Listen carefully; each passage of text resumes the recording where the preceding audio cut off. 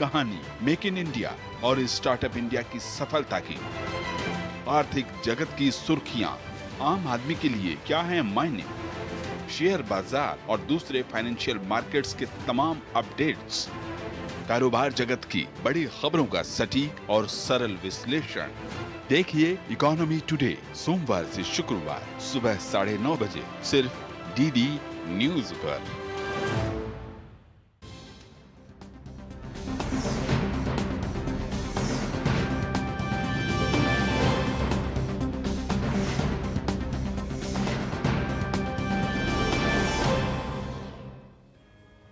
नमस्कार, DD news में आपका स्वागत है। मैं हूं रमा त्यागी, आप देख रहे हैं मिड डे प्राइम। अगले 1 घंटे में हम आपको बताएंगे देश और दुनिया की बड़ी खबरों के बारे में विस्तार से। इसके साथ ही कुछ झलक डालेंगे आर्थिक और संस्कृति के क्षेत्र से भी। लेकिन शुरुआत कर लेते हैं हेडलाइंस के साथ। नीट परीक्षा पर सुप्रीम कोर्ट में होने वाली सुनवाई पर टिकी सभी की निगाहें। मुख्य न्यायाधीश डीवाई चंद्रचूड़ की बेंच करेगी सुनवाई। सीबीआई ने जांच की रिपोर्ट को सीलबंद लिफाफे में सौंपा।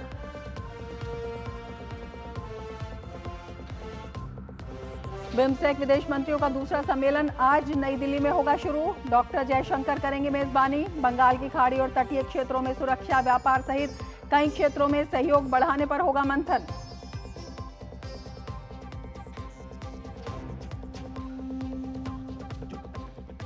यूपी में रेलवे ग्रुप डी भर्ती के पेपर लीक मामले में भाजपा विधायक बेदी राम और निषाद पार्टी के विधायक विपुल दुबे के खिलाफ गैर जमानती वारंट जारी। 14 जुलाई तक गिरफ्तारी वारंट तामील करने के भी निर्देश।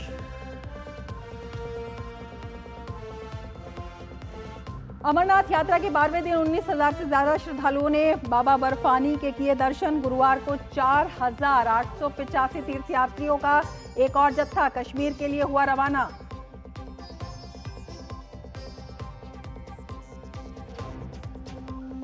यूपी में मूसलाधार मानसून के कारण कई इलाकों में बढ़ी मुसीबत। उधर बिहार में भी लोगों की बड़ी मुसीबतें। फिलहाल असम में बाढ़ से कुछ राहत।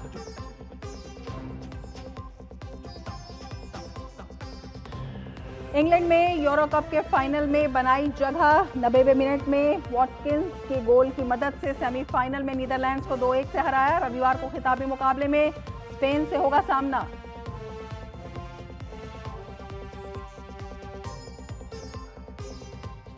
और अब समाचार लेंगे विस्तार से। विदेश मंत्री एस जयशंकर नई दिल्ली में दूसरे बिम्स्टेक विदेश मंत्रियों की रिट्रीट के लिए अपने समकक्षों की मेजबानी करेंगे। ये 2 दिवसीय रिट्रीट बिम्स्टेक देशों के विदेश मंत्रियों को सुरक्षा, कनेक्टिविटी, व्यापार, निवेश और बंगाल की खाड़ी क्षेत्र और इसके तटीय इलाकों में लोगों के बीच संपर्क सहित विभिन्न क्षेत्रों में सहयोग को व्यापक और गहरा बनाने के अवसरों पर चर्चा करने का अवसर प्रदान करेगा। दिल्ली में आयोजित होने वाली इस बैठक में शामिल होने के लिए थाईलैंड और श्रीलंका के विदेश मंत्री आज भारत पहुंचे। इससे पहले कल भूटान के विदेश मंत्री डीएन धुंगियल और म्यांमार के उप प्रधानमंत्री और विदेश मंत्री यूथॉन स्वे बिम्स्टेक विदेश मंत्रियों के रिट्रीट में भाग लेने के लिए नई दिल्ली पहुंचे। बिम्स्टेक यानी बंगाल की खाड़ी बहुक्षेत्रीय तकनीकी और आर्थिक सहयोग पहल बहुआयामी सहयोग के लिए दक्षिण और दक्षिण पूर्व एशिया के 7 देशों को एक साथ लाता है। इस 7 सदस्यीय संगठन में बांग्लादेश, भूटान, भारत, म्यांमार, नेपाल, श्रीलंका और थाईलैंड शामिल है। इस समूह में मूल रूप से बंगाल की खाड़ी की सीमा से लगे देश शामिल हैं, जो इस क्षेत्र में आपसी सहयोग की दिशा में काम कर रहे हैं। भारत के लिए बिम्स्टेक क्षेत्रीय मंच पड़ोसी पहले यानी कि एक्ट ईस्ट पॉलिसी और हिंद महासागर के हितों के तहत कार्य करता है। बिम्स्टेक विदेश मंत्रियों के रिट्रीट का पहला संस्करण पिछले साल 17 जुलाई को थाईलैंड में आयोजित किया गया था।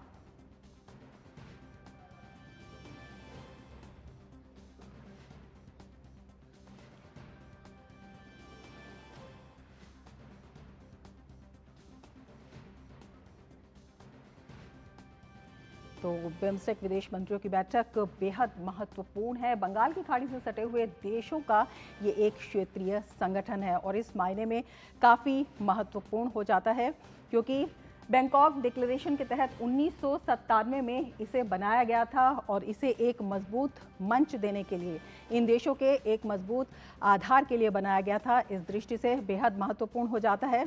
इसके साथ ही अगर देखें, पहले इसमें 4 देश थे और इसे बेस्ट एक्ट के रूप में जाना जाता था, क्योंकि इसमें पहले केवल 4 देश थे और इसके बाद इसमें लगातार जो है इसके देशों में इजाफा हुआ है। बांग्लादेश, भारत, श्रीलंका और थाईलैंड आर्थिक सहयोग संगठन इसे उस वक्त कहा जाता था जब इसमें केवल 4 देश शामिल थे और इसके बाद ये 7 देशों का एक संगठन हो गया है। 22 दिसंबर 1997 में म्यांमार को इसमें शामिल करने के बाद इसका नाम बिम्स्टेक हो गया था। तो इसका जिस तरह से विस्तार हुआ है, जिस तरह से इसमें मजबूती लाई गई है, वो अपने आप में इतिहास जानना बेहद महत्वपूर्ण है, जो हम लगातार बता रहे हैं। 2004 में भूटान और नेपाल को इसमें शामिल किया गया तो इसका नाम बिम्स्टेक हो गया और जब इसका नाम बिम्स्टेक हो गया और इसमें 7 देश शामिल हो गए तो ये अपने आप में बेहद महत्वपूर्ण हो गया। एक और अहम बात, पाकिस्तान को इससे अलग रखा गया। इसके साथ ही अगर इसके मुद्दों की बात करें तो सुरक्षा, दूरसंचार, व्यापार और आपसी सहयोग पर जो बातचीत है वो इसमें बेहद महत्वपूर्ण स्थान रखती है। और अगर हम सदस्य देशों की मजबूती की बात करते हैं तो ये जो क्षेत्र हैं ये महत्वपूर्ण है। भारत अपने पड़ोसी देशों के साथ अपने संबंधों को इसमें मजबूत करेगा। लगातार मजबूती का काम ये किया जा रहा है, लगातार लाया जा रहा है।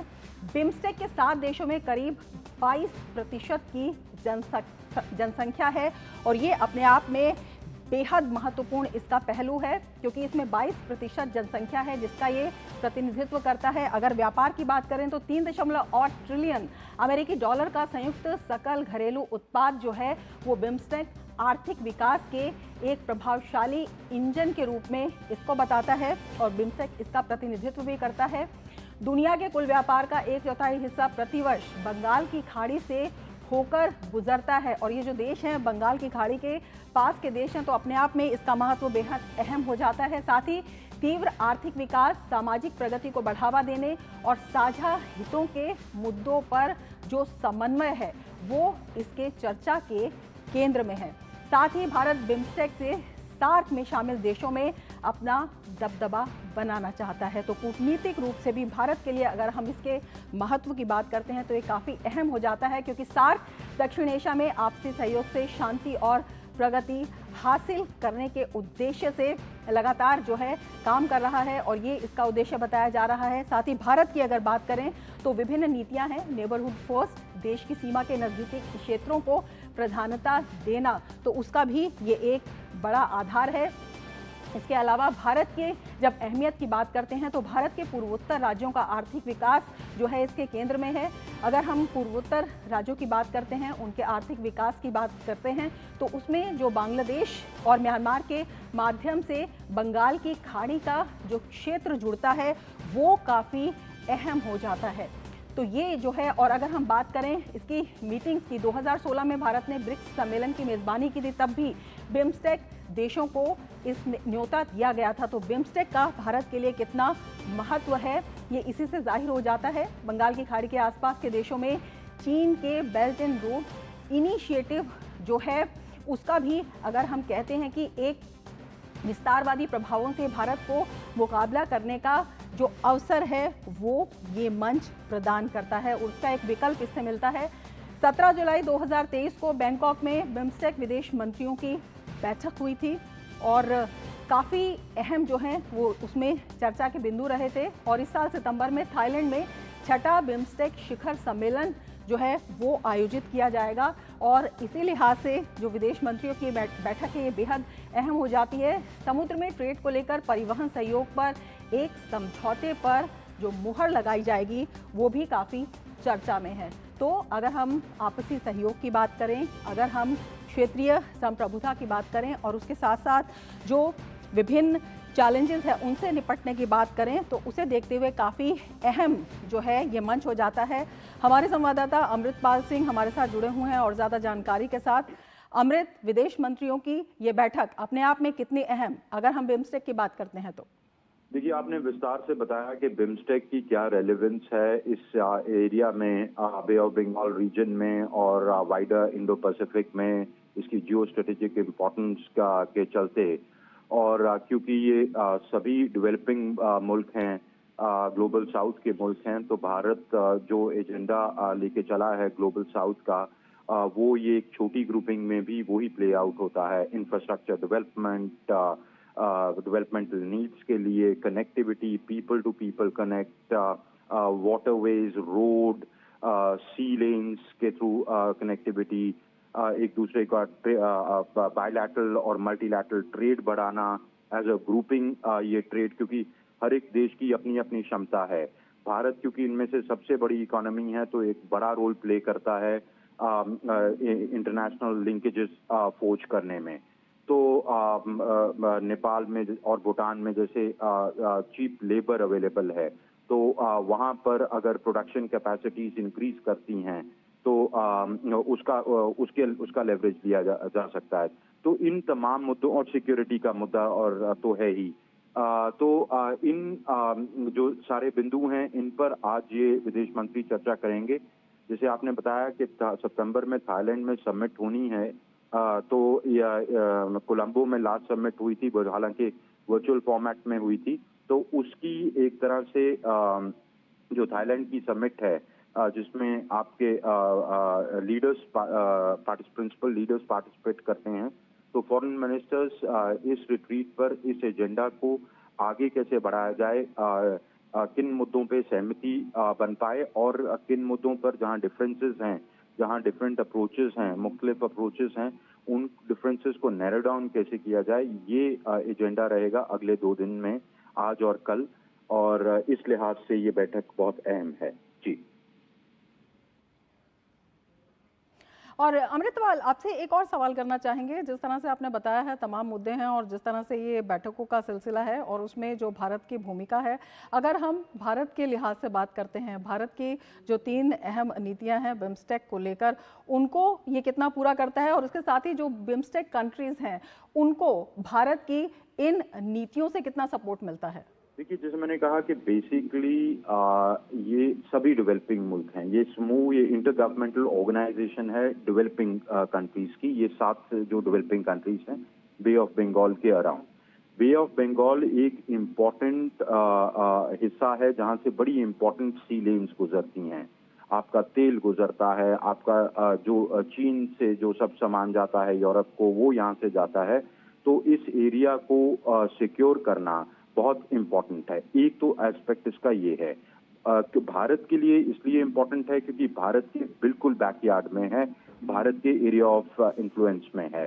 तो बाकी देशों की मदद से, क्योंकि इन सभी देशों को बे ऑफ बंगाल टच करता है, तो इनके और वाइडर इंडो पैसिफिक में भारत जिस तरह का रोल प्ले कर रहा है, तो हालांकि ये बाकी मुल्क हैं वो क्वाड के मेंबर नहीं हैं, भारत है। भारत यहाँ पर जो एजेंडा एग्री अपॉन होता है, जो प्रायोरिटीज एग्री अपॉन होती हैं, वो उनके हित लेके जाता है बड़ी फोरम्स में, जैसे क्वाड वगैरह में। तो क्योंकि उस इंडो पैसिफिक में जो होता है इन मुल्कों को डायरेक्टली इम्पैक्ट करता है। तो एक तो इस पर हम बात करेंगे आपसे, लेकिन हम बता दें कि प्रधानमंत्री नरेंद्र मोदी ने आज नई दिल्ली में प्रख्यात अर्थशास्त्रियों के साथ संवाद किया है। तो प्रधानमंत्री नरेंद्र मोदी ने प्रख्यात अर्थशास्त्रियों के साथ संवाद किया।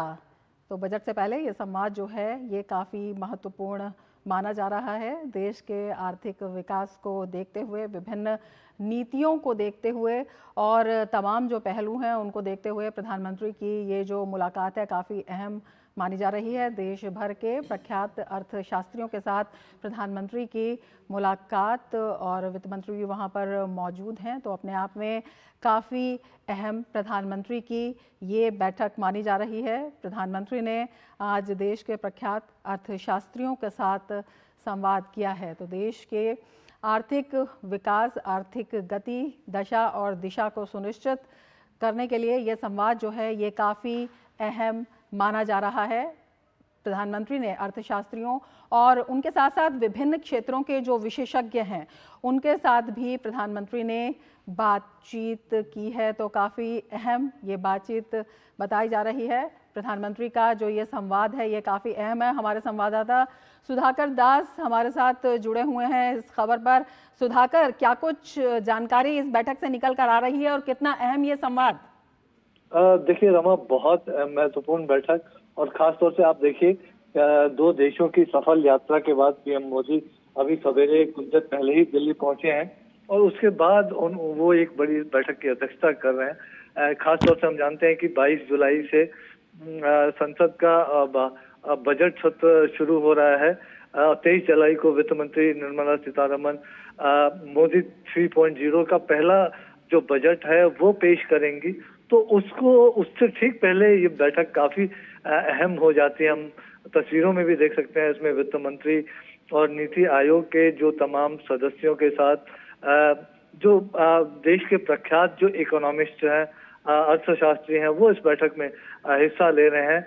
हम जानते हैं इससे पहले वित्त मंत्रालय में डिफरेंट सेक्टर्स के साथ जो बजट एक्सपेक्टेशंस को लेकर कई बैठकें आयोजित हुई हैं। तो एक आने वाले समय में देश की अर्थव्यवस्था की क्या दिशा होनी चाहिए, बजट में किस तरह की कोशिशें होनी चाहिए, तो मुझे लगता है कि एक फ्री एंड फ्रैंक डिस्कशन प्रधानमंत्री मोदी इसको लेकर अर्थशास्त्रियों से करेंगे। हम जानते हैं कि बीते 10 वर्षों में जो भारत की ग्रोथ स्टोरी रही है, बावजूद इसके कोविड जैसा समय दुनिया के सामने आया, बावजूद इसके हम देख रहे हैं कि यूक्रेन की वजह से किस तरह की आर्थिक अस्थिरता यूरोप और कई देशों में है, विकासशील देशों पे किस तरह का दबाव पड़ा है। इस तमाम चीजों के बावजूद भारत की जो अर्थव्यवस्था की रफ्तार है, जो तरक्की है, वो एक तरह से दुनिया को मजबूती दे रही है, दुनिया भर की अर्थव्यवस्था को मजबूती दे रही है। तो इस तरह से एक गाइडिंग लाइट का काम कैसे करे भारतीय अर्थव्यवस्था, और पीएम मोदी की लगातार जो कोशिशें खासतौर से अर्थव्यवस्था की प्रगति के साथ साथ देश के युवाओं के लिए नए क्षेत्रों में कैसे एवेन्यूज खुलें, उनके लिए अवसर बढ़ें। तो मुझे लगता है कि इस बैठक में उन मुद्दों पर चर्चा हो रही होगी।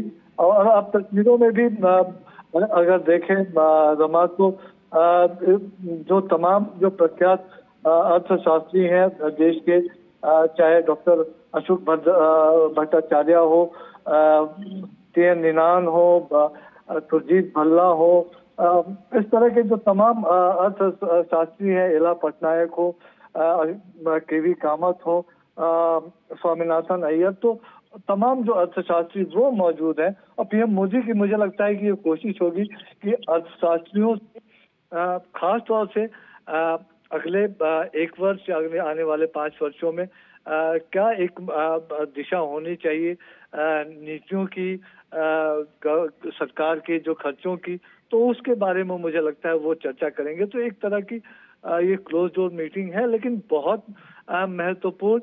और भारत ने बीते 10 वर्षों में एक तरफ वेलफेयर स्कीम्स के जरिए जिस तरह से करोड़ों लोगों को गरीबी से बाहर निकाला गया, दूसरी तरफ जिस तरह से खासतौर से नौकरी के मोर्चे पर हमने देखा कि तमाम जो आंकड़े हैं वो गवाही दे रहे हैं कि किस तरह से एक स्थायित्व का दौर आया है, और जो नए विभिन्न क्षेत्रों में जो नए अवसर बन रहे हैं, तो उसमें एक इम्पेटस का काम, एक एक्सीलेटर का काम जो आने वाला बजट है वो कैसे कर सकता है।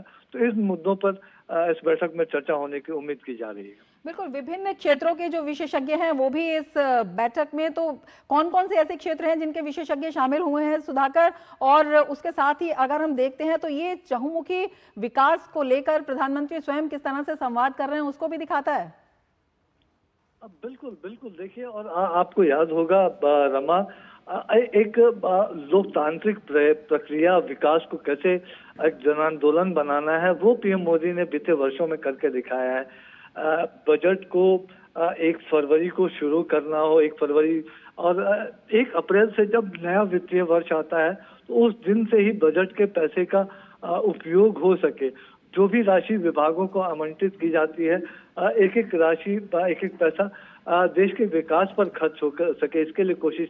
और आपको याद भी होगा कि बजट के पेश होने से पहले जितना कंसल्टेशंस होता है, आज खुद पीएम मोदी कंसल्टेशंस कर रहे हैं, और उसमें जो तमाम विशेषज्ञ हैं अलग अलग क्षेत्रों के, अलग अलग क्षेत्रों में उनकी विशेषज्ञता है, लेकिन ये देश के जो टॉप इकोनॉमिस्ट माने जाते हैं विभिन्न मोर्चों पर, अलग अलग सेक्टर्स के साथ ऑलरेडी गवर्नमेंट ने कंसल्टेशंस पूरी कर ली है।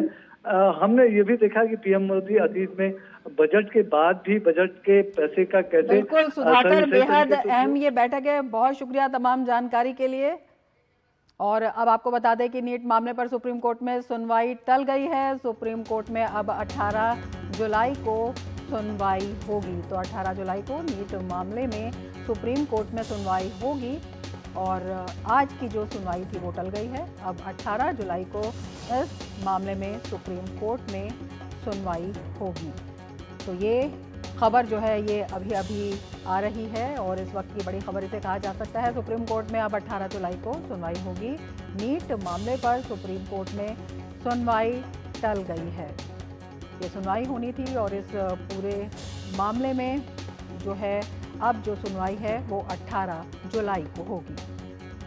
तो नीट मामले में सुप्रीम कोर्ट में आज की सुनवाई टली और 18 जुलाई को सुनवाई होगी। और हमारे संवाददाता विकास सारथी हमारे साथ जुड़े हुए हैं और ज़्यादा जानकारी के लिए। विकास, आज की सुनवाई टल गई है, 18 जुलाई को सुनवाई होगी। जी रमा, सुप्रीम कोर्ट आज, क्योंकि हम बात करें कि समय की कमी थी, जो पहले के मामले सुन रहे थे उसके बाद कोर्ट ने ये पूछा कि कितने इसमें याचिकाकर्ता हैं, एनटीए क्या कितनी पिटिशंस एनटीए की तरफ से हैं। इन सारी चीज़ों के बाद कोर्ट को आज लगा कि पर्याप्त समय नहीं है सुनवाई के लिए और इसीलिए कोर्ट ने सभी पक्षकारों से बातचीत के बाद एक आम राय जब गुरुवार को यानी 18 जुलाई के लिए बनी तो मामले की सुनवाई गुरुवार तक के लिए टाल दी है। जैसा आप जानती हैं कि कल ही सेंटर ने और एनटीए ने अपना एफिडेविट फाइल किया है इस मामले में और आज सीबीआई की तरफ से भी एक सीलबंद स्टेटस रिपोर्ट कोर्ट को दी गई थी। तो अब इन सब चीज़ों पर रमा 18 जुलाई को सुनवाई होगी और तब साफ हो जाएगा कि आगे आने वाले दिनों में, क्योंकि जैसा कल केंद्र ने बताया कि जुलाई के तीसरे हफ्ते से 4 दौर की काउंसलिंग की प्रक्रिया केंद्र शुरू करने जा रहा है, तो वो प्रक्रिया चलती रहेगी, उस पर किसी तरह की कोई रुकावट नहीं है। सीबीआई ने क्या कहा है, ये स्टेटस रिपोर्ट जब सुप्रीम कोर्ट देखेगा तो ज़्यादा स्थिति साफ हो पाएगी कि क्या इस मामले में अभी तक कुछ स्टूडेंट्स की भी पहचान सीबीआई की तरफ से की गई है या नहीं, जिन्होंने इस तरह की जो कथित गड़बड़ियां हैं उनका फ़ायदा उठाया। ये सारी बातें अब अगली सुनवाई पर ही साफ हो पाएंगी। रमा, बिल्कुल, सीबीआई की ये स्टेटस रिपोर्ट कितनी अहम है इस पूरे मामले को देखते हुए विकास? बिल्कुल, सीबीआई की स्टेटस रिपोर्ट इसलिए अहम है क्योंकि जब सुनवाई हो रही थी और उस वक्त भी याचिकाकर्ताओं ने बताया कि जैसे सुप्रीम कोर्ट के पुराने फैसले कहते हैं 3 प्रमुख क्राइटेरिया होते हैं जब री एग्जामिनेशन के कोर्ट ऑर्डर करता है। पहला कि जो पूरी प्रक्रिया है उस पर मास लेवल गड़बड़ी हुई हो, बड़े पैमाने पर धांधली हुई हो। दूसरा, जिन्होंने इस धांधली का फ़ायदा उठाया हो उनको जो जेन्युइन उम्मीदवार हैं उनसे अलग ना किया जा सके, पहचान उनकी ना हो पाए, और जो सैंक्टिटी है पूरे परीक्षा की प्रक्रिया की वो प्रभावित हो गई हो। तो ये 3 बड़े पैमाने थे जिन पर कोर्ट ये तय करता कि क्या री एग्जामिनेशन ही एकमात्र विकल्प है या ऐसे लोगों की पहचान की जा सकती है जिन्होंने इन गड़बड़ियों का फ़ायदा उठाया। तो ये बात कहाँ से साफ़ होगी? ये बात सीबीआई की स्टेटस रिपोर्ट से साफ़ होगी कि कितने लोगों ने अगर फ़ायदा इसका उठाया इस तरह की गड़बड़ियों का, वो सीबीआई की स्टेटस रिपोर्ट से ही साफ़ हो पाएगा। रमा, इसलिए ये रिपोर्ट अपने आप में बहुत अहम हो जाती है। बहुत अहम है, काफ़ी प्रभाव भी इस पूरे मामले पर डालेगी। अभी तक अगर हम बात करें विभिन्न पक्षकारों की, तो क्या क्या दलील इसमें सामने आई है और क्या कुछ निकल कर आया है इस पूरे मामले में? रमा, नीट एनटीए और केंद्र का जो कल हलफनामा आया था उसमें ये साफ कहा गया है कि कोई भी मास स्केल की गड़बड़ी नहीं हुई है। कुछ सेंटर्स पर शिकायतें आई। स्थानीय पुलिस जैसे बिहार पुलिस ने एक जांच की, 17 स्टूडेंट्स के ऊपर संदेह प्रकट किया बिहार पुलिस ने कि इन्होंने किसी तरह के इस तरह की गड़बड़ियों का फ़ायदा उठाया। वो अभी जांच का विषय है। केंद्र का कहना है, एनटीए का ये कहना है कि वो बातें जांच का विषय है, सीबीआई उसको देखेगी। लेकिन क्योंकि सुप्रीम कोर्ट ने पिछली बार केंद्र से बहुत स्पेसिफिकली कहा था कि कुछ ऐसी चीज़ें हो सकती हैं जिन्हें कोर्ट ने कहा कि रेड फ्लैग्स हो सकते हैं जिनसे गड़बड़ी का फ़ायदा उठाने वालों की पहचान की जाए। मसलन जो डेटा उपलब्ध है, परीक्षा के जो रिज़ल्ट हैं स्टूडेंट्स के, उनकी फॉरेंसिक्स एक्सपर्ट से उसका परीक्षण कराया जाए कि क्या कुछ ऐसी घटनाएं हुई जिसमें अंतिम समय पर किसी स्टूडेंट ने अपना सेंटर बदला, कोई ख़ास सेंटर चुना और उसके नंबर फिर मैक्सिमम नंबर्स पाने वालों की जो लिस्ट है उसमें आए हैं, या फिर क्या इस तरह का मिसमैच है कि किसी का एकेडमिक्स में यानी 12वीं की परीक्षाओं में तो बहुत ख़राब प्रदर्शन था, लेकिन यहाँ पर वो टॉपर्स की लिस्ट में नज़र आ रहे हैं। तो ये एनॉमलिटीज़ हैं, क्या इसको फॉरेंसिक्स एक्सपर्ट्स पकड़ सकते हैं? इसके बाद आईआईटी मद्रास की मदद ली, शिक्षा मंत्रालय ने एक स्टडी कराई, डेटा एनालिटिक्स के बाद आईआईटी मद्रास का ये कहना है कि उसे ऐसी कोई गड़बड़ी नहीं मिली है जिससे कोई बहुत ही एनॉमलिटी दिखती हो नंबर को लेकर के। जहाँ तक टॉपर्स की बात है, वो भी किसी खास सेंटर या किसी खास शहर तक सीमित नहीं है, अलग अलग स्टेट्स के अलग अलग सेंटर के टॉपर्स जो हैं वो अलग अलग स्टेट्स में पाए गए हैं। बाकी जो पहले 67 लोगों की एक लिस्ट थी 720 नंबर पाने वालों की, वो भी रिवाइज़ हुई क्योंकि कुछ स्टूडेंट्स ने चैलेंज किया जो मार्किंग थी उसको लेकर के, उसके बाद रिवाइज़ हुआ वो संख्या भी घटी है। तो ये सारी चीज़ें केंद्र की तरफ से बताई गई। एनटीए ने भी ये कहा कि कहीं पर भी जो सेफ़ होते हैं जिनमें वो पेपर पहुँचते हैं सेंटर पर, उसके साथ कोई कॉम्प्रोमाइज़ नहीं हुआ सेफ्टी के साथ, कहीं पर भी पेपर लीक नहीं पाया गया है। एनटीए की अपनी जो टीम्स थी उन्होंने कोई पेपर मिसिंग नहीं है, किसी सीरियल नंबर का पेपर मिसिंग नहीं है, ये सारी बातें एनटीए ने कही हैं। लेकिन जो व्यापक जांच है वो सीबीआई कर रही है। सीबीआई ये तय करेगी, सीबीआई की जांच ये तय करेगी कि क्या वाकई पेपर लीक हुआ या और उस पेपर लीक अगर वो हुआ तो क्या किसी ने फायदा उठाया, आप हमारे साथ बने रहिए, स्टूडेंट्स कौन है अगर उन्होंने फायदा उठाया। बिल्कुल विकास, आप हमारे साथ बने रहिए। सीबीआई जो है वो अपनी स्टेटस रिपोर्ट पेश करेगी और काफ़ी ये अहम हो जाता है। लेकिन हम अपने दर्शकों को बता दें कि नीट पेपर लीक मामले में सीबीआई की जो अब तक की कार्रवाई है उसमें देश भर में 4 जून के बाद से एनटीए के खिलाफ लगातार विरोध प्रदर्शन जारी हैं। केंद्र सरकार ने 22 जून को नीट केस की जांच सीबीआई को सौंप दी। अब तक पेपर लीक केस की जांच 7 राज्यों तक पहुंच चुकी है। सीबीआई ने बिहार से 17, महाराष्ट्र से 2, गुजरात से 6, झारखंड से 11, पश्चिम बंगाल से 1, राजस्थान से 4 और उत्तराखंड से 1 लोगों को गिरफ्तार किया है। आरोपियों को रिमांड पर लिया गया है और उनसे पूछताछ लगातार चल रही है। तो लगातार इस मामले में जांच चल रही है और अब इसकी जो सुनवाई जो आज थी वो टल गई है सुप्रीम कोर्ट में। और ये जो है अब तक इसमें अगर हम गिरफ्तारियों की बात करें तो 42 गिरफ्तारियां इसमें अब तक हो चुकी हैं। 18 जुलाई को सुप्रीम कोर्ट में फिर से सुनवाई होगी और सीबीआई की जो स्टेटस रिपोर्ट है वो इसमें काफ़ी महत्वपूर्ण है। हमारे संवाददाता विकास आरती हमारे साथ जुड़े हुए हैं, लगातार इस बारे में जानकारी दे रहे हैं। विकास, 7 राज्यों से अब तक 42 गिरफ्तारियां हो चुकी हैं। किस तरह से इस पूरे जो जांच प्रकरण चला है इसको आप बताना चाहेंगे? बिल्कुल, देखिए जांच जो सीबीआई को ट्रांसफ़र की गई, जैसे बिहार में बिहार पुलिस ने एफआईआर दर्ज की, जांच शुरू की थी, इसी तरह से जो भी राज्य के स्तर पर जांच चल रही थी वो सब अब सीबीआई टेक ओवर कर चुकी है। सीबीआई उन्हीं लोगों से पूछताछ कर रही है जिनको राज्य पुलिस ने पहले संदेह के आधार पर गिरफ्तार किया था। हालांकि जैसा मैं पहले कह रहा था कि केंद्र और एनटीए लगातार ये कह रही है कि उनको अभी तक ऐसे कोई साक्ष्य नहीं मिले हैं जिससे पेपर लीक की पुष्टि होती हो। टेलीग्राम चैनल पर एक वीडियो आया था जिसमें पेपर लीक से जुड़ा वीडियो वायरल किया गया था। इसको एनटीए ने कहा है कि ये छेड़छाड़ की गई है, जो वीडियो है वो फैब्रिकेटेड है, कि उसमें डेट चेंज की गई है। 5 मई का वीडियो था, 5 मई के स्क्रीनशॉट, 5 मई के फोटोग्राफ्स थे जो एग्जामिनेशन पेपर था, यानी एग्जाम होने के बाद वो प्रश्न पत्र जो था उसकी फ़ोटो को तारीख बदल के 4 मई दिखाया गया इस टेलीग्राम चैनल पर, यानी भ्रम की स्थिति पैदा करने की कोशिश की गई, ये एनटीए का कहना है। पेपर लीक की बात को खारिज कर रही है एनटीए अब तक, क्योंकि उनका ये कहना है कि उनका कोई भी एग्जामिनेशन का जो क्वेश्चन पेपर था वो मिसिंग नहीं है, किसी भी सीरियल नंबर का कोई भी मिसिंग रिपोर्ट नहीं की गई है। जो एनवेलप भेजे गए थे वो सभी सील्ड पाए गए हैं जांच में। एनटीए की अपनी जांच में जिन सेफ बॉक्सेस में पेपर भेजे जाते हैं सेंटर्स पर, उनकी सिक्योरिटी में कोई कॉम्प्रोमाइज़ नहीं हुआ।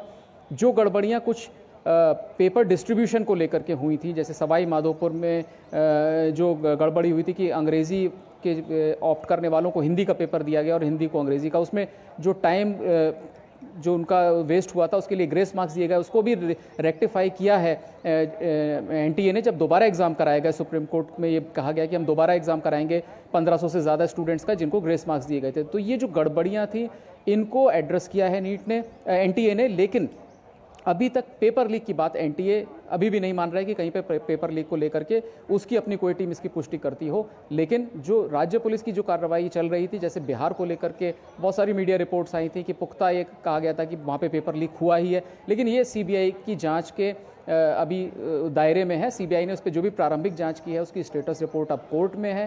वाकई में वहाँ गड़बड़ी हुई है, पेपर लीक हुआ है या नहीं, ये उस स्टेटस रिपोर्ट से साफ होगा।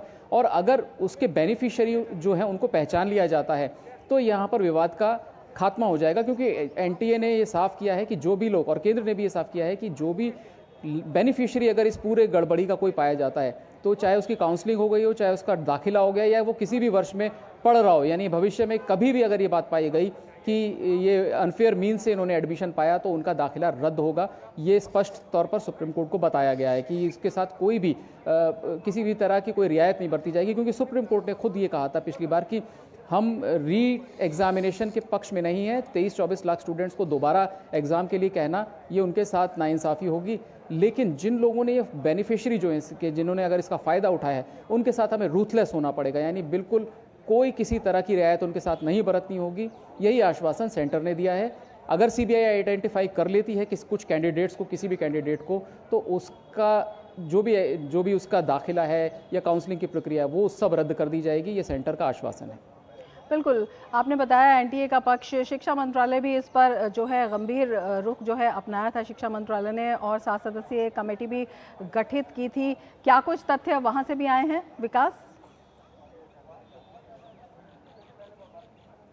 देखिए, उस कमेटी ने भी अभी तक कोई ऐसी गड़बड़ी नहीं पाई है जिसमें पेपर लीक की बात कही जाए। गड़बड़ी प्रोसीजरल हो सकती हैं। कुछ स्टूडेंट्स को क्वेश्चन, अब यहाँ पर ये भी एक आरोप चल रहे हैं कि पेपर लीक नहीं हुआ लेकिन स्टूडेंट्स को क्वेश्चन बता दिए गए, लेकिन सेंटर की टीम अभी तक इनको वेरीफाई नहीं करती है। सेंटर की टीम ने ये कहा है कि हमने अब तक कोई भी ऐसी बात नहीं पाई है जिससे पेपर लीक की बात पुष्टि हो। शिकायतें जो स्टेट पुलिस जो कार्रवाई कर रही है शिकायतें मिलने के बाद, वो एक प्रक्रिया जो जांच एजेंसियों के अधीन है, उस पर कोई टीका टिप्पणी नहीं की गई है एनटीए की तरफ से भी। सीबीआई की जांच का विषय है वो कि क्या हुआ है। भविष्य में ऐसी गड़बड़ी ना हो, इसको लेकर केंद्र ने कहा है कि उसने एक 7 मेंबर हाई पावर कमेटी बनाई है जिसकी अध्यक्षता इसरो के पूर्व चीफ राधाकृष्णन करेंगे। ये आगे सुझाएगी कि भविष्य में इस तरह की कोई गड़बड़ी ना हो।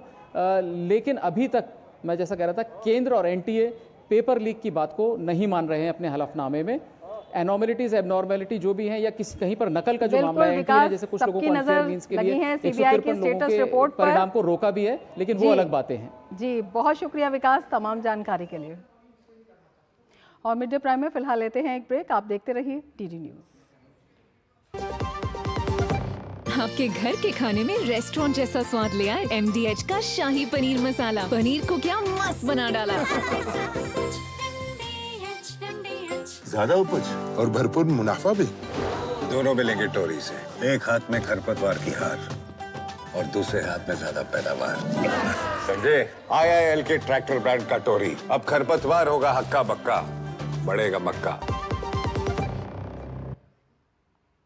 ब्रेक के बाद फिर से आपका स्वागत है। आगे बढ़ते हैं। दिल्ली के मुख्यमंत्री अरविंद केजरीवाल की याचिका पर दिल्ली हाईकोर्ट आज सुनवाई करेगा। केजरीवाल ने आबकारी नीति से मनी लॉन्ड्रिंग मामले में प्रवर्तन निदेशालय द्वारा जारी समन को चुनौती दी है। वहीं इससे पहले कल दिल्ली हाईकोर्ट ने इस मामले में अरविंद केजरीवाल की जमानत रद्द करने की याचिका पर सुनवाई टाल दी। अदालत ने दोनों पक्षों को सुनने के बाद 15 जुलाई तक सुनवाई टाल दी। सुनवाई के दौरान ईडी के अधिवक्ता ने अदालत से जवाब दाखिल करने के लिए समय मांगा।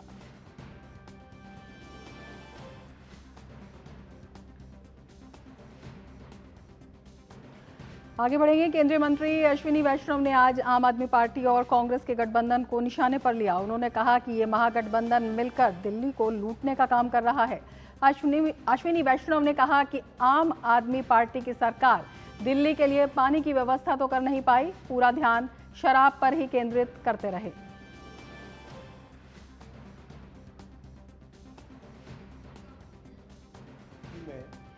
केंद्रीय मंत्री आम आदमी पार्टी और श्री अरविंद केजरीवाल जी ने अराजकता फैलाई है। अपनी बेईमानी के कारण आज दिल्ली का हर निवासी उससे त्रस्त है। कई तरह के बड़े बड़े वादे किए, दिल्ली को साफ करेंगे, कचरे का ढेर बंद कर देंगे, हटा देंगे। कोई भी वादे पे खरे नहीं उतरे। दिल्ली वासियों को पानी की व्यवस्था कर नहीं पाए, शराब के ऊपर उनका फोकस रहा हमेशा। केजरीवाल जी ने शराब घोटाले में जो काम किया, आज उसके कारण संपूर्ण राजनीतिक जीवन पर, उनके विचार पर, उनकी सोच पर एक बड़ा प्रश्न चिन्ह लगा है। केंद्रीय मंत्री अश्विनी वैष्णव ने कहा कि दिल्ली में हुए घोटालों में कांग्रेस भी शामिल रही है। दिल्ली के लोगों को तय करना है कि कांग्रेस और आपका ठग बंधन दिल्ली के लिए कितना जरूरी है। जिस तरह के उन्होंने घोटाले किए और आज इस घोटाले में कांग्रेस भी शामिल हुई है, एक महा ठगबंधन बन गया है कांग्रेस का और आम आदमी पार्टी का दिल्ली को लूटने के लिए। ईडी ने चार्जशीट किया है, सारे के सारे विषयों पे फैक्ट के साथ, डेटा के साथ कोर्ट में चार्जशीट दाखिल की है। जो अरविंद केजरीवाल बार बार बोल रहे थे कि कोई एविडेंस नहीं है, आज सारी एविडेंस कोर्ट के सामने प्रस्तुत की गई है। दिल्ली के निवासियों को तय करना है कि दिल्ली को एक वर्ल्ड क्लास सिटी बनाने के लिए, एक अच्छी सुविधाओं वाली सिटी बनाने के लिए, शहर बनाने के लिए, एक जो कैपिटल का जिस तरह की फैसिलिटीज चाहिए, क्या उसके लिए अरविंद केजरीवाल उपयुक्त है? ये दिल्ली वासियों का आज सोचना है। पहाड़ से लेकर मैदान तक भारी बारिश के कारण तबाही मची हुई है। जहां पहाड़ी इलाकों में भूस्खलन की घटनाएं बढ़ती जा रही हैं, वहीं मैदानी इलाकों में पानी के सैलाब ने जनजीवन को बुरी तरह से प्रभावित कर दिया है। लगातार हो रही भारी बारिश के चलते उत्तर भारत में कई जगह बाढ़ की स्थिति उत्पन्न हो गई है। उत्तर प्रदेश, उत्तराखंड, असम, बिहार, हर जगह जनजीवन अस्त व्यस्त हो गया है। उत्तराखंड में भारी बारिश के कारण जगह जगह लैंडस्लाइड और बाढ़ से हालात खराब हैं। बुधवार को राज्य के चमोली जिले में पातालगंगा लंगसी टनल पर पहाड़ का एक बड़ा हिस्सा गिर गया। स्टेट इमरजेंसी ऑपरेशन सिस्टम ने बताया कि लैंडस्लाइड के मलबे से 2 नेशनल हाईवे और 200 से ज्यादा ग्रामीण रास्ते भी बंद हो गए। राज्य में बीते 24 घंटों में भारी बारिश के चलते जानमाल को भी भारी नुकसान पहुंचा है। हल्द्वानी, बनबसा, टनकपुर, सितारगंज और खटीमा में हालात सबसे ज्यादा खराब हैं। इसके साथ ही कुमाऊं इलाके में व्यापक वर्षा के कारण नदी उफान पर है। वहीं उत्तर प्रदेश के कई जिलों में भारी बारिश के कारण बाढ़ आ गई है। इसके चलते कई गांव और फसलें बुरी तरह प्रभावित हुई हैं। पूरे राज्य में पिछले 24 घंटों में बारिश से जुड़े तमाम हादसों में 20 से अधिक लोगों की मृत्यु हो गई है। श्रावस्ती, शाहजहांपुर, बस्ती, अयोध्या, सीतापुर और सिद्धार्थनगर जैसे जिलों की नदियों का जलस्तर बढ़ गया है। पीलीभीत और लखीमपुर खीरी में हालात सबसे ज्यादा खराब हैं। पीलीभीत में वायुसेना की सहायता से पूरनपुर तहसील में एयरलिफ्ट ऑपरेशन के माध्यम से बाढ़ में फंसे हुए लोगों को सुरक्षित स्थान पर पहुंचाया गया है। मुख्यमंत्री योगी आदित्यनाथ ने आज तराई क्षेत्र के श्रावस्ती जिले के बाढ़ प्रभावित क्षेत्रों का दौरा किया।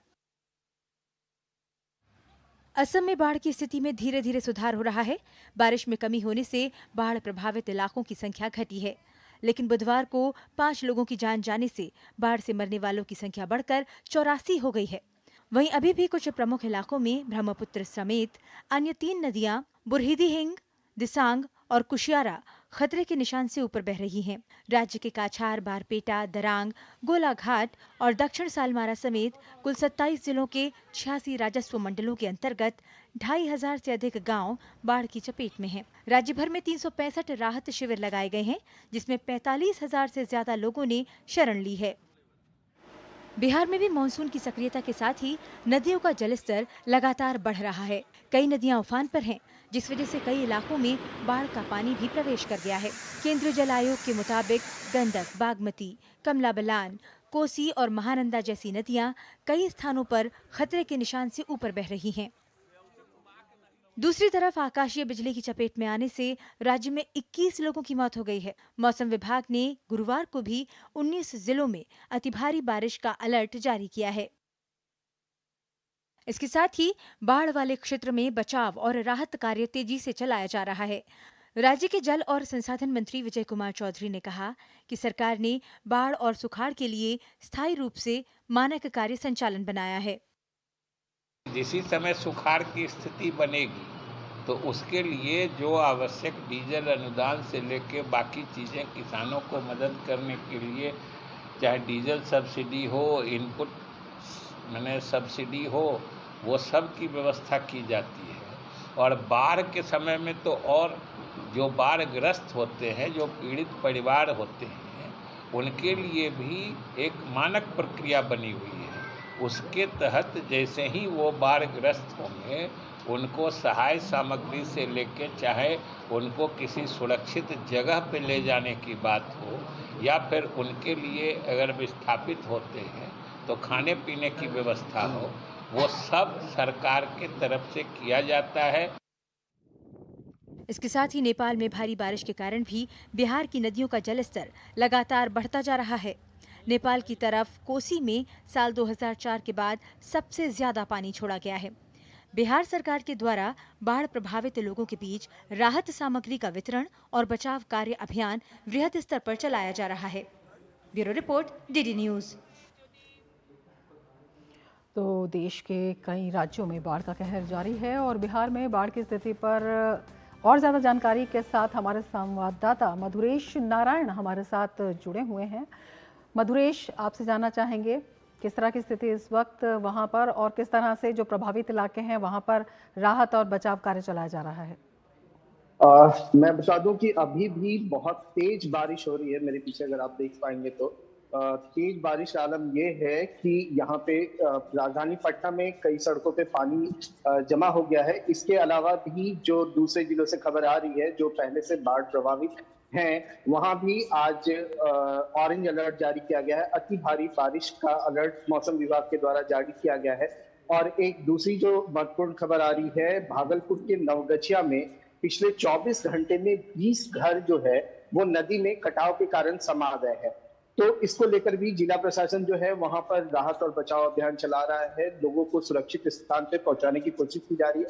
इसके साथ ही जिला प्रशासन ये हर संभव कोशिश कर रहा है कि किसी तरह से जो लोग वहां पे फंस गए हैं उनको निकाल करके सुरक्षित स्थान ले जाएं और कटाव जो नदी में कटाव हो रहे हैं तेज बहाव के कारण उसको कम से कम किया जाए। इसके लिए जिला प्रशासन के द्वारा भी कार्रवाई की जा रही है। अगर नदियों के जलस्तर की बात करें तो पिछले 24 घंटे में नेपाल से कोसी नदी में लगभग 4 लाख क्यूसेक पानी छोड़ा गया है और पिछले 10 से 15 दिनों में 2004 के बाद सबसे ज्यादा पानी नेपाल के द्वारा कोसी नदी में अभी तक छोड़ा जा चुका है। इसका कारण साफ है कि नेपाल में जो भारी बारिश हो रही है उसके कारण जो नदियों का जल स्तर है वो बढ़ रहा है और ऐसे में बैराज खोलने पड़ रहे हैं।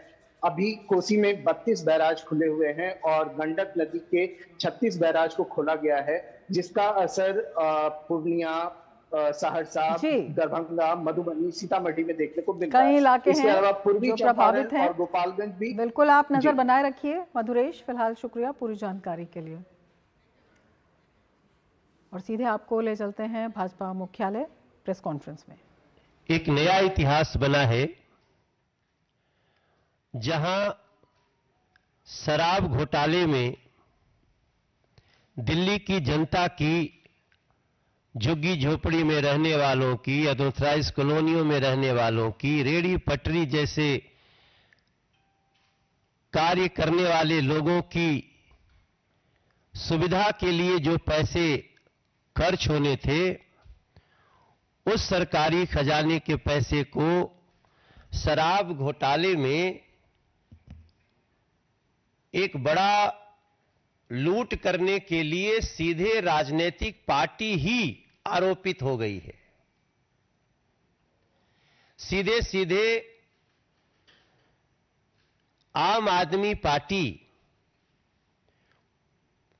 वही जांच एजेंसी के रिपोर्ट के चार्जशीट में 38 नंबर पे आम आदमी पार्टी, एक राजनीतिक पार्टी, वही आरोपित हुई है। वही चार्जशीट में इस आरोप के साथ आई है कि इस लूट की बेनिफिशियरी ये पार्टी है और उस पार्टी का नाम आम आदमी पार्टी है। अरविंद केजरीवाल जी, उनके खिलाफ जितने साक्ष्य थे, जांच चल रही थी,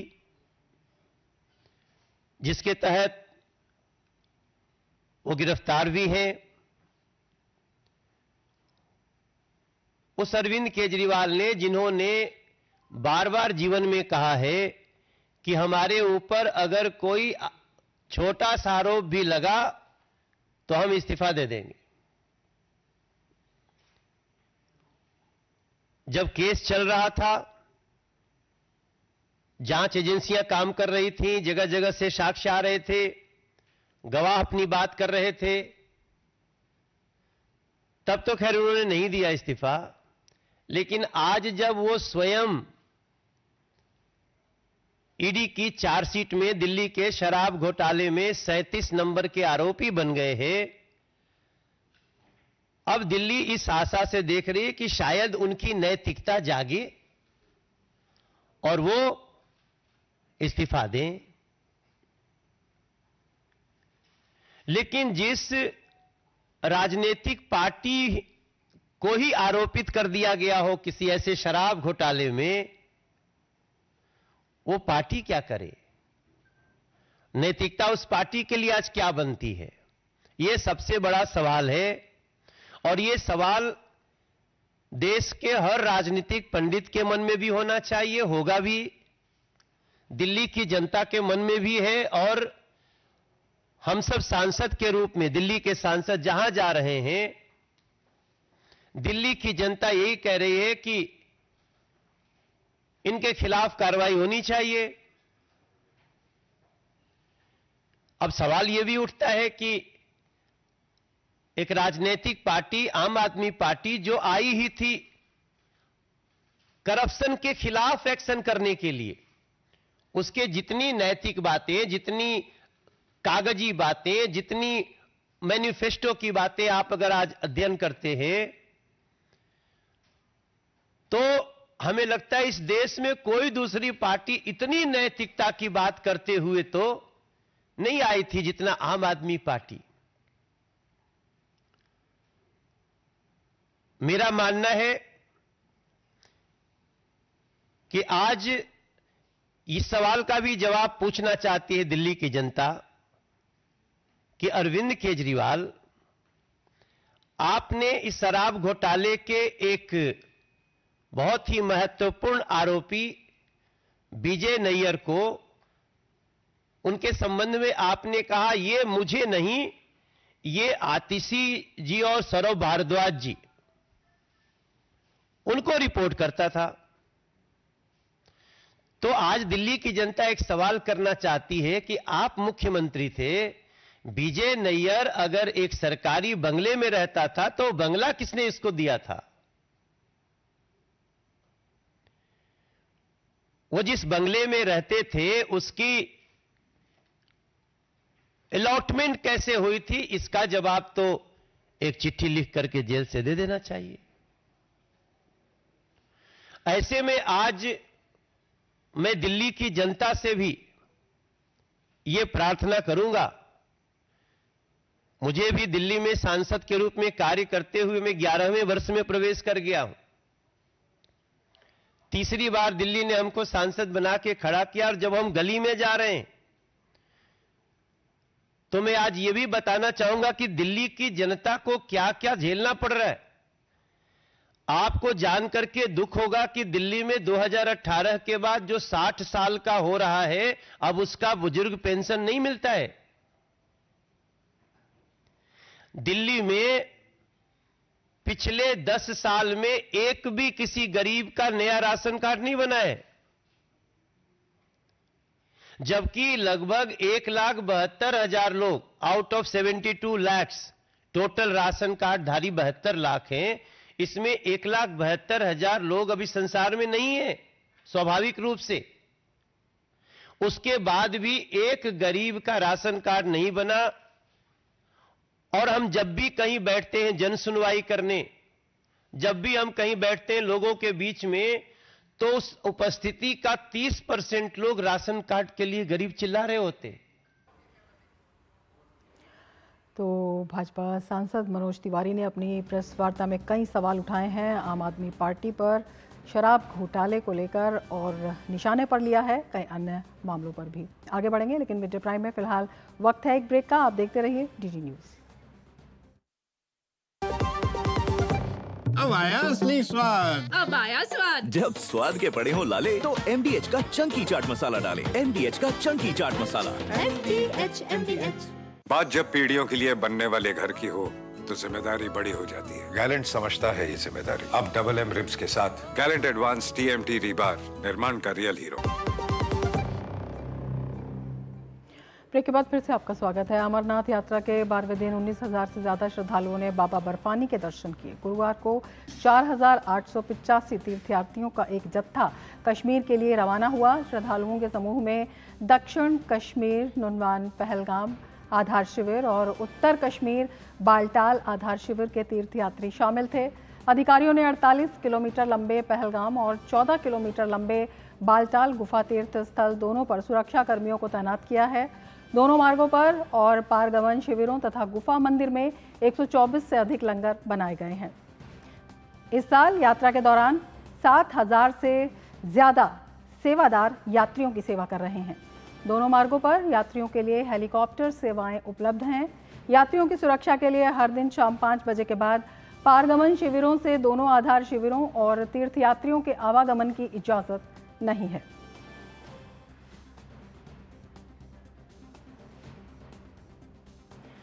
आगे बढ़ेंगे। बेंगलुरु में डेंगू के बढ़ते मामलों को लेकर राज्य की कांग्रेस सरकार निशाने पर आ गई है। कर्नाटक बीजेपी अध्यक्ष बीवाई विजयेंद्र ने कहा कि राज्य के मंत्री इस अवसर पर बेंगलुरु में रहने के बजाय दौरे पर हैं। This government is not at all bothered. They are least bothered about the health condition here in Karnataka. Even the concerned minister, he is sitting here in Bangalore and is just convening he is talking through press meets. He is not even concerned minister is also not touring across the state, and chief minister has also convened meeting yesterday. So this all everything is going on between the four walls, but nobody is working on ground. State government has not taken this issue seriously. Day by day, the number of dengue cases are increasing. Number of deaths are also increasing. In my home constituency, Shikaripur, 9 months old small baby has expired due to dengue. So government has to take it more seriously. केंद्रीय उद्योग और वाणिज्य मंत्री पीयूष गोयल जल्दी ही Switzerland की यात्रा पर होंगे, जहां वे यूरोपियन फ्री ट्रेड एसोसिएशन के $100 अरब के प्रस्तावित निवेश को भारत में लाने की प्रक्रिया को और तेज करने का प्रयास करेंगे। फिक्की के सालाना समारोह में उन्होंने कहा कि सरकार का फोकस इनोवेशन और R&D पर होने जा रहा है। आइए देखते हैं खास रिपोर्ट। देश में औद्योगिक विकास में तेजी के साथ ही सरकार को विश्वास है कि 2030 तक $2 ट्रिलियन के निर्यात के लक्ष्य को प्राप्त किया जा सकता है। उद्योग संगठन फिक्की के राष्ट्रीय कार्यकारी समिति की बैठक को संबोधित करते हुए केंद्रीय वाणिज्य और उद्योग मंत्री पीयूष गोयल ने कहा कि देश की मुद्रा स्थिर है और इसने अधिकांश दूसरे उभरते बाजारों से बेहतर प्रदर्शन किया है। उद्योग मंत्री ने उम्मीद जताई कि भारत 3-4 सालों में दुनिया की तीसरी सबसे बड़ी अर्थव्यवस्था बन जाएगा। Along with industry remains deeply committed to our $2 trillion export target by 2030. It's doable, it's achievable. We have the right building blocks in place. We have a strong macroeconomy to support us. The Indian currency has been pretty much stable. It has outperformed most other emerging markets. केंद्रीय मंत्री गोयल ने रूस में प्रधानमंत्री मोदी को रूस का सर्वोच्च सम्मान दिए जाने का जिक्र करते हुए उद्योग जगत से भारत और रूस के बीच $100 अरब के द्विपक्षीय कारोबार के लक्ष्य को प्राप्त करने पर काम तेज करने का आह्वान किया।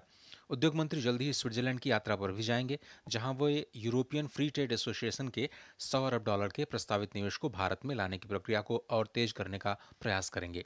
उद्योग संगठन फिक्की के सालाना समारोह में केंद्रीय मंत्री ने बताया कि सरकार अपने तीसरे कार्यकाल में नवाचार के साथ साथ अनुसंधान और विकास में निवेश करने के लिए प्रतिबद्ध है। साथ ही गुणवत्ता मानक और इससे जुड़े नियमों पर भी सरकार का फोकस है, जिससे घटिया उत्पादों को भारतीय बाजार में प्रवेश करने से रोका जा सके। तपस भट्टाचार्य के साथ bureau report, DD news, Delhi. SBI ने एक रिपोर्ट में बताया कि भारत ने वित्त वर्ष 2014 से 23 के दौरान 12.5 करोड़ नौकरियां पैदा की। वहीं वित्त वर्ष 2004 से 14 के दौरान केवल 2.9 करोड़ नौकरियों की बात रिपोर्ट में कही गई है। एसबीआई की ये रिपोर्ट पहले आई आरबीआई की रिपोर्ट को मजबूती देती है। एसबीआई ने उद्यम पंजीकरण पोर्टल के आंकड़ों के आधार पर कहा है, एमएसएमई द्वारा रिपोर्ट किया गया कुल रोजगार 20 करोड़ के आंकड़े को पार कर गया है। वहीं कृषि क्षेत्र को छोड़कर भी वित्त वर्ष 2014 से 23 के दौरान विनिर्माण और सेवाओं में सृजित नौकरियों की कुल संख्या 8.9 करोड़ दर्ज हुई है, जबकि वित्त वर्ष 2004 से 2014 के दौरान यह आंकड़ा महज 6.6 करोड़ है। एसबीआई ग्रुप के चीफ इकोनॉमिक एडवाइजर ने अर्थव्यवस्था में बेहतर सैलरी वाली नौकरियां उपलब्ध होने का अनुमान जताया है।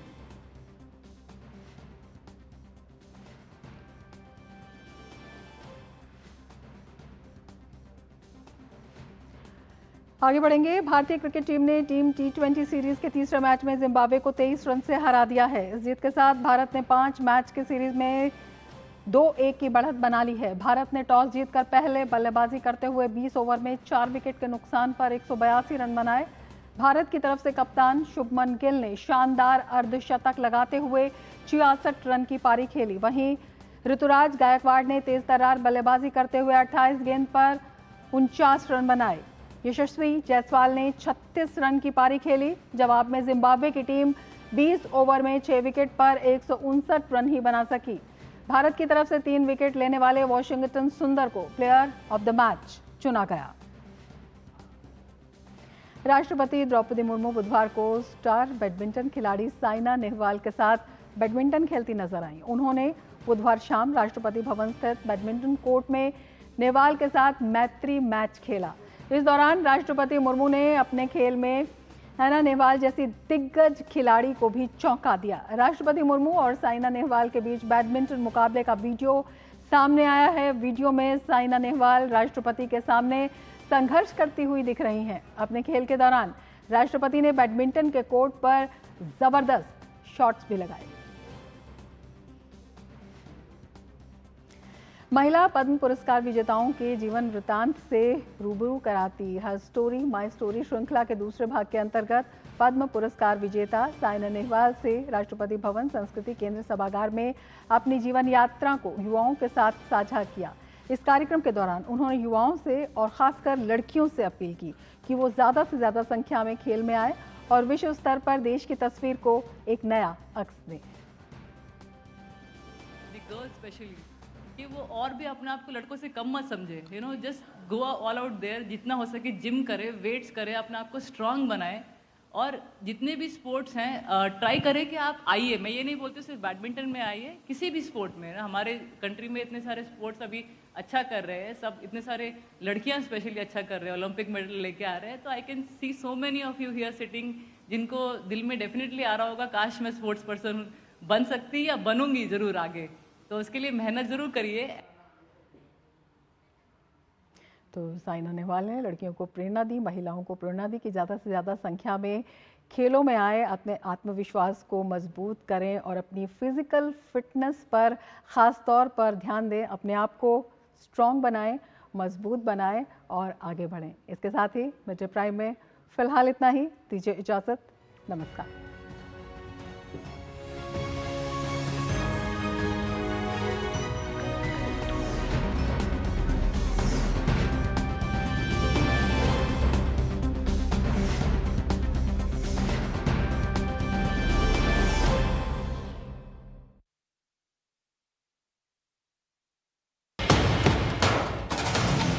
कश्मीर से कन्याकुमारी तक, कच्छ से कामाख्या तक, राज्यों की राजधानियों से प्रदेशों के कोने कोने तक, होगी हर राज्य के हर हिस्से की पूरी खबर।